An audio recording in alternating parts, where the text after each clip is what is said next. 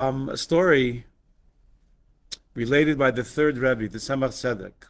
The context is one of his chassidim had moved to Eretz Yisrael, made Aliyah, came back to spend some time with his Rebbe, and he said, Rebbe, that he doesn't understand. It's written in many holy books that the souls of those who live in Israel are very special.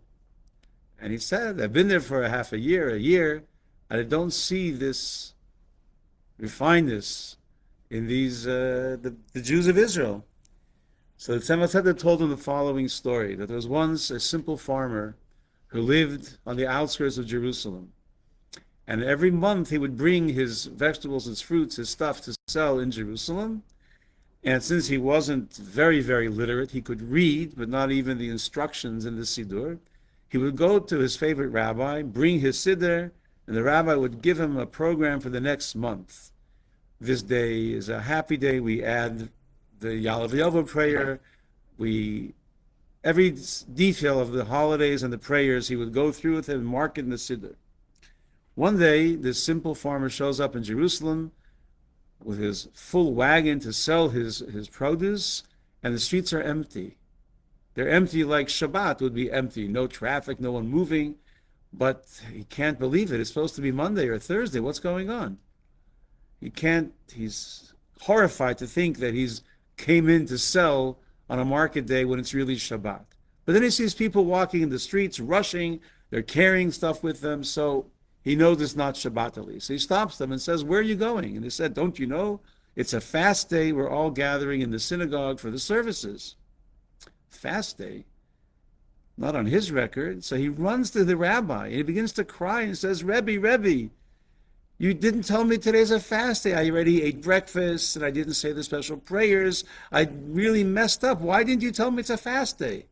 And the rabbi says, my son, don't worry. This is not a regular fast day.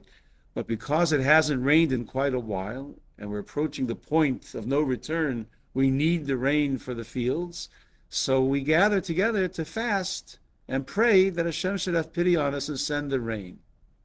So the farmer looks at the rabbi and says, that's what you do when you want rain? You gather in the synagogue and you pray and you read the Torah? And the rabbi says, do you have a better idea? He says, well, when I need rain for my animals or for my fields, I raise my eyes to the heavens and I say, please, God in heaven, we need rain. And it rains. So the rabbi, and he says it with a simple, no boasting, just the facts. So the rabbi says, come join me, and I want you to pull off your prayers in front of the synagogue, in the courtyard in front of the synagogue. Anyways, he goes to the synagogue, and this simple farmer lifts his eyes to the heaven and says, God, have mercy on your children. We need the rain. And all of a sudden, the clouds filled the sky and it began to rain. So the third Rebbe turns to his chassid, who says, I don't see the beauty of the souls of the Jews of Israel. And the Rebbe said, trust me, they're precious. Every Jew in Israel is precious, especially the soldiers who are protecting us. May Hashem bring them all home safely, together, of course, with the hostages, safe in mind and in body. Have a great week.